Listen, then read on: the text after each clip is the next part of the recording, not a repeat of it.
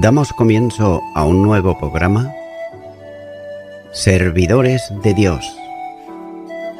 Quien te habla es Manuel Cornejo.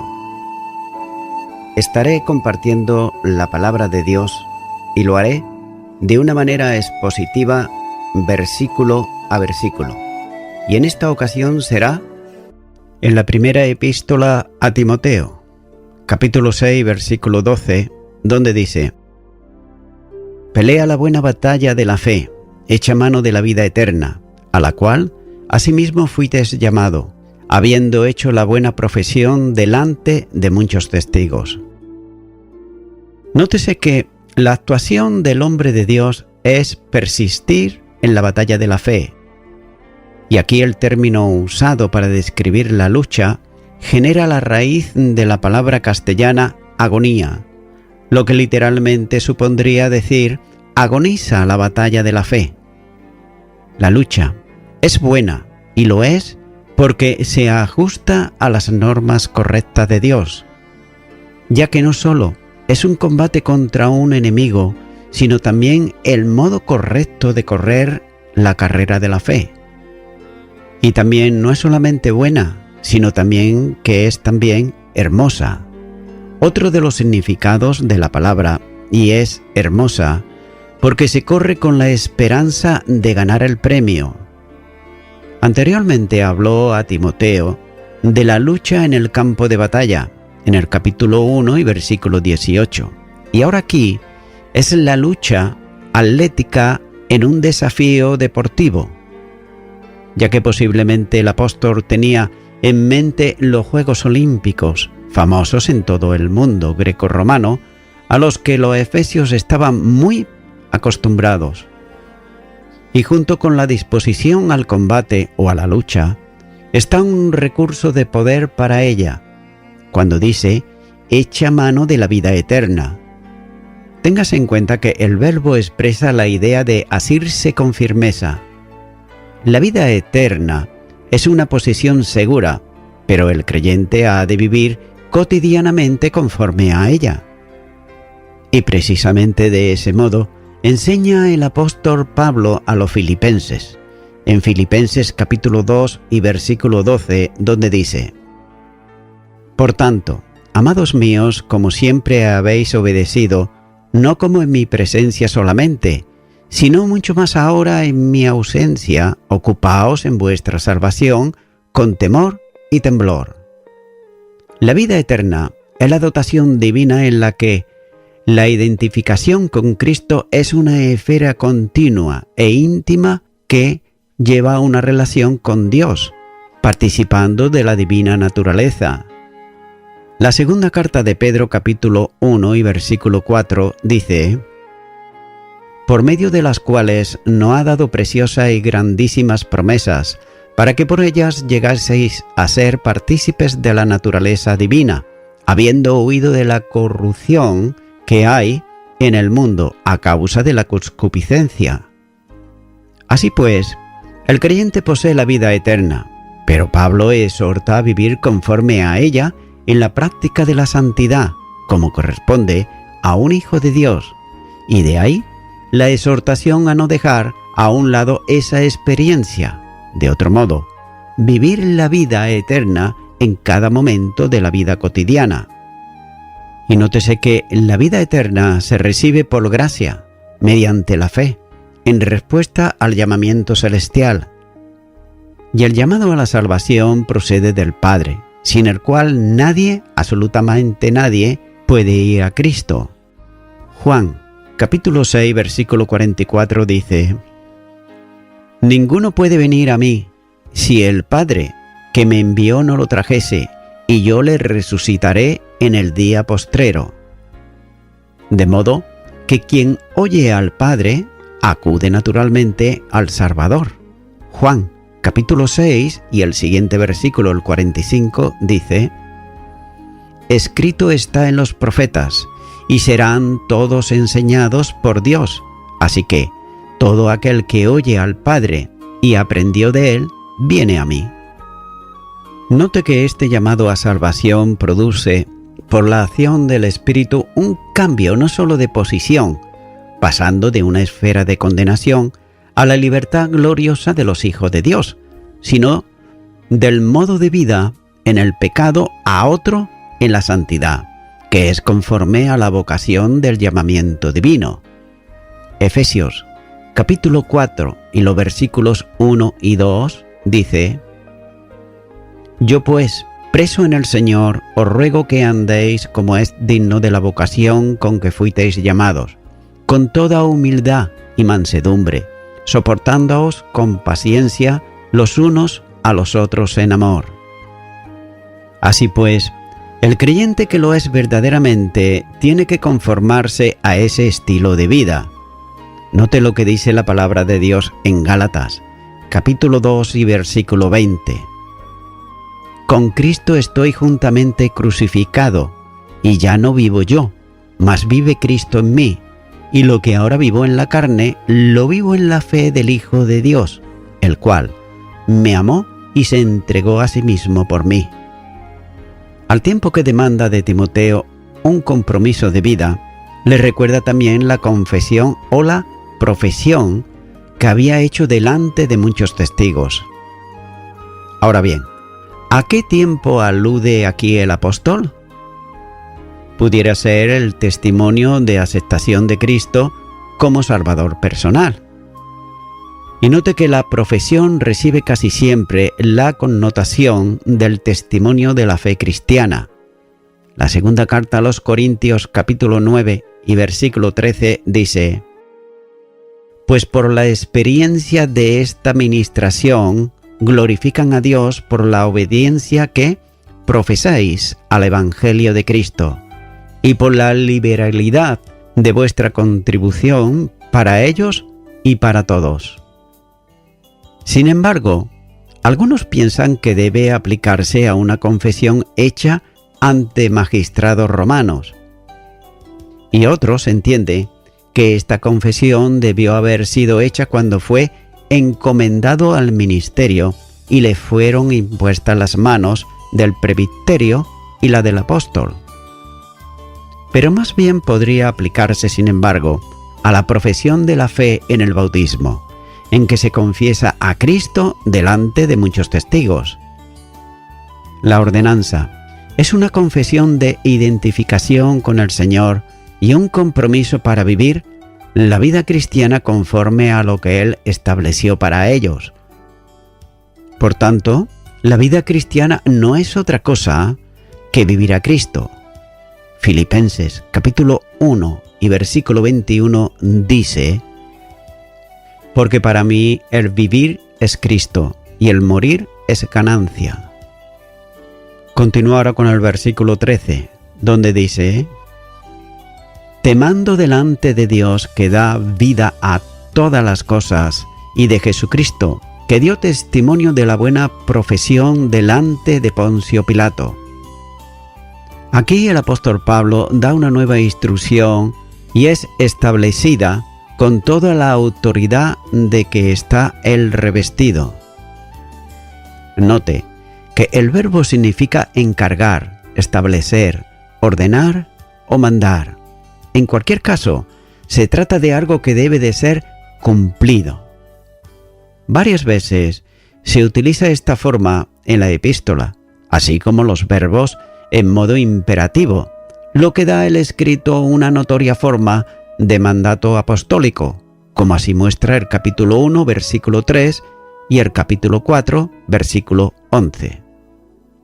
El mandamiento es dado con toda solemnidad, poniendo a Dios y a Cristo como testigo de esas palabras. Y note que la fórmula es fuerte, y como ocurre también en el capítulo 5 y versículo 21, reviste una forma de colocar al colaborador bajo juramento. Así pues, la primera referencia que hace Pablo es a Dios el Padre, a quien dice que da vida a todos. La forma verbal, que es el participio del presente, debe traducirse como que da vida, lo que hace a Dios el dador de la vida. Es más, a la letra significaría engendrador de la vida. El que da la vida y el que inicia la vida en la creación. Por tanto, no cabe duda que la vida es de Dios y puede atribuirse a cualquiera de las personas divinas, de manera que el apóstol Pedro llama a Jesús el autor de la vida, en Hechos de los Apóstoles capítulo 3 y versículo 15, y también en Juan capítulo 1 y versículo 4, donde dice: en él estaba la vida. Por tanto, el Padre es el que trae a la vida y existencia conforme a esta referencia del apóstol, siendo también el conservador de ella. Note lo que dice el primer libro de Samuel, capítulo 2 y versículo 6, donde dice: Jehová mata y él da vida, él hace descender al Seol y hace subir. También es el vivificador de todas las cosas.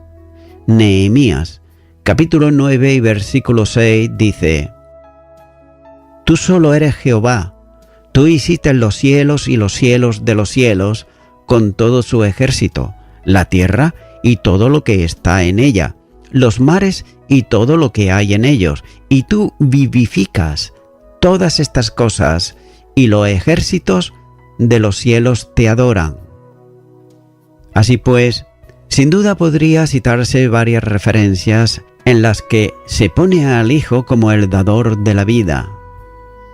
No hay en ello ninguna contradicción, puesto que nuestro Señor dijo que todo lo que el Padre hace también lo hace el Hijo igualmente. Juan capítulo 5 y versículo 19. Por tanto, el vivificar las cosas que tienen vida es el resultado de la acción divina, en la que tanto el Padre como el Hijo y el Espíritu Santo participan. La fidelidad muchas veces llega a costar en la vida del creyente. Y note que Timoteo estaba expuesto a las persecuciones, y el apóstol Pablo había estado también preso, y las acusaciones contra él podían haber terminado en una sentencia a muerte. Pero con todo, aunque fuese costoso el ministerio encomendado, debía ser obediente y descansar confiadamente en quien puede preservar la vida. El Evangelio de Lucas, capítulo 17, versículo 33 dice: Todo el que procure salvar su vida, la perderá, y todo el que la pierda, la salvará. También menciona al Hijo poniéndolo como ejemplo de quien dio testimonio fiel. Aunque vivifica todas las cosas como Dios, sabemos que como hombre, en la forma de siervo, padeció bajo Poncio Pilato. Y nótese que ante él dio testimonio, como así muestra Mateo capítulo 27 y los versículos 1 y 2, y Marcos capítulo 15 y los versículos 1 al 20. Y nótese que también el Señor Jesús recibe el nombre de testigo fiel y verdadero, como enseña Apocalipsis, capítulo 1, versículo 5 y capítulo 3, versículo 14. Esto es, quien en constante en sus afectos y en el cumplimiento de sus obligaciones y no defrauda la confianza depositada en él.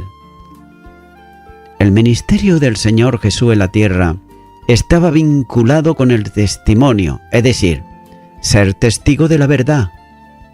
Juan, capítulo 18 y versículo 37 dice: Yo para esto he nacido, y para esto he venido al mundo, para dar testimonio de la verdad. Por tanto, quien vive a Cristo no puede dejar de ser como Él, es decir, testigo fiel.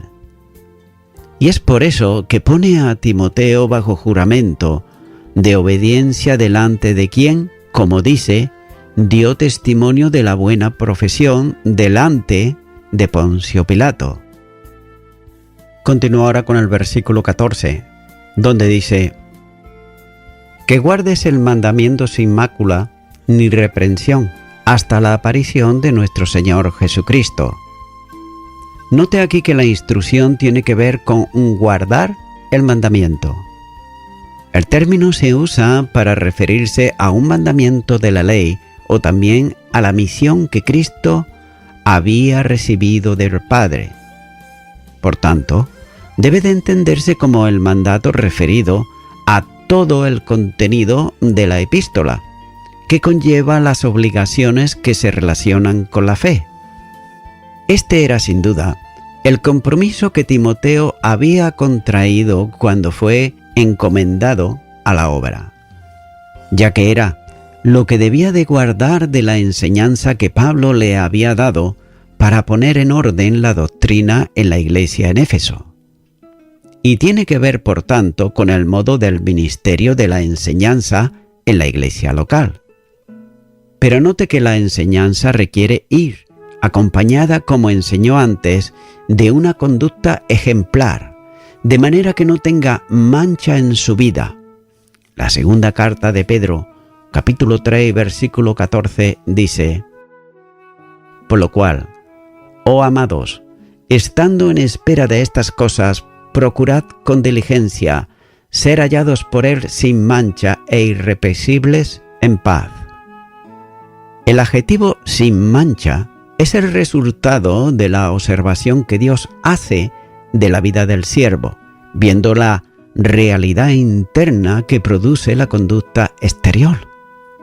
Y note que la mirada escudriñadora de Dios no se conforma a lo que es aparente, sino que valora y mide la realidad producida e impulsada en la intimidad del corazón. Por tanto, Dios es el que pesa los corazones. Proverbios, capítulo 21 y versículo 2 dice: Todo el camino del hombre es recto en su propia opinión, pero el Señor pesa los corazones. Así pues, el dictamen de valoración de intenciones es completamente correcto. Además, no solamente pesa, sino que también escudriña el corazón. Romanos, capítulo 8 y versículo 27 dice: Mas el que escudriña los corazones sabe cuál es la intención del Espíritu, porque conforme a la voluntad de Dios intercede por los santos. Por tanto, no valen las apariencias, ya que Él, es decir, Dios, conoce la realidad del hombre, ya que discierne las intenciones. Note lo que dice Hebreos, capítulo 4 y versículo 12. Porque la palabra de Dios es viva y eficaz, y más cortante que toda espada de dos filos, y penetra hasta partir el alma y el espíritu, las coyunturas y los tuétanos, y discierne los pensamientos y las intenciones del corazón. De modo que la vida sin mancha no es la que se determinaría por los hombres, sino la genuina vida de santidad delante de Dios, y junto con la vida que hace una vida sin tacha. Y el apóstol añade que también sea sin reproche, que es la expresión de una conducta correcta desde la perspectiva humana. Y nota que esta vida sin reproche es la mejor confirmación del testimonio del Evangelio, ya que la demanda de una vida de testimonio y santidad se mantiene mientras viva. En la expresión hay una clara referencia a la segunda venida del Señor. Tal vez el pensamiento de Pablo estuviera orientado al traslado de la iglesia, como así enseña la primera carta a los Tesalonicenses, capítulo 4, a partir del versículo 17. También este término ocurre en varios lugares de la palabra de Dios, como es, por ejemplo, la segunda Tesalonicenses 2:8, segunda Timoteo 1:10 y Tito 2:13, por citar algunos, pero hay varios más. También es interesante observar que la iglesia primitiva esperaba ese acontecimiento en aquellos días. De ahí que el apóstol Pablo, al escribir a los tesalonicenses, diga en contraste con los que durmieron en Jesús, en Primera de Tesalonicenses capítulo 4 y versículo 17, donde dice: los que vivimos, los que hayamos quedado, seremos arrebatados juntamente con ellos en las nubes para recibir al Señor en el aire. Por tanto, al compromiso al que llama a Timoteo podría ser muy breve si el Señor tomase a los suyos en aquel tiempo. Y note que quien espera la venida del Señor vive sin duda alguna una vida irrepresible delante de los hombres y santa delante del Señor. Pero sin embargo, la falta de enseñanza bíblica, especialmente de la escatología, trae como consecuencia vidas de lasitud, es decir, de relajamiento espiritual en muchos creyentes. Y note que la santidad se ha relajado porque no vivimos a la luz de la enseñanza bíblica sobre la inminente venida del Señor. Es notable el énfasis en toda la epístola sobre la necesidad de una correcta y además constante enseñanza de la palabra de Dios. Sería una bendición que el Espíritu Santo de Dios aplicase estas demandas a las vidas de quienes tienen la responsabilidad de enseñar la palabra de Dios y ésta fuese nuevamente establecida en el púlpito de la Iglesia, de modo que se produjese un avivamiento espiritual que trajese vidas transformadas ante la sociedad en crisis. Tampoco debe de olvidarse que nunca habrá un avivamiento que no se produzca por la acción de la palabra de Dios. Continúa ahora con el versículo 15, donde dice: la cual a su tiempo mostrará el bienaventurado y solo soberano Rey de reyes y Señor de señores. Dios ha provisto un futuro glorioso e increíble para los creyentes. El hombre de Dios mantiene el centro de su atención en esa verdad, mientras por otro lado soporta las pruebas de vivir y ministrar en este mundo actual. Y el hombre de Dios está seguro de que el Señor logrará una gloriosa victoria en el día de la venida de Cristo. Con entusiasmo espera la revelación del Señor, como dice, la cual a su tiempo mostrará. Se refiere a Dios el Padre, ya que la dosología que sigue se refiere precisamente a Él. Y a pesar de los muchos intentos inútiles de establecer una fecha para la venida del Señor, solo el Padre sabe cuándo será. Note lo que dice el Evangelio de Marcos, capítulo 13 y versículo 32, donde dice: pero de aquel día y de la hora nadie sabe, ni aun los ángeles que están en el cielo, ni el Hijo, sino el Padre. Así pues, podemos confiar que Él, a su tiempo, lo mostrará. La inminencia de la venida de Cristo sirve también para motivar a los creyentes al servicio.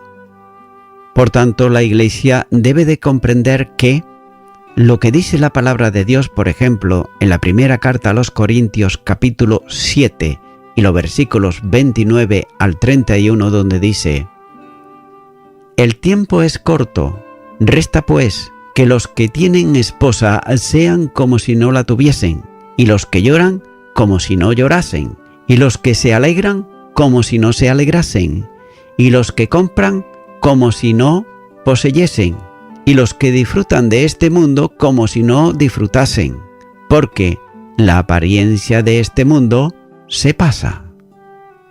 Y es por eso que los creyentes deben concentrarse en las realidades eternas, no en las pasajeras.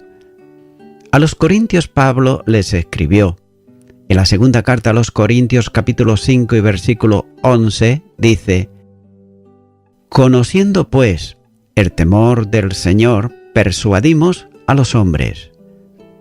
La realidad de que el maligno estaría un día ante el Señor para ser juzgado incentivó los esfuerzos evangelísticos del apóstol.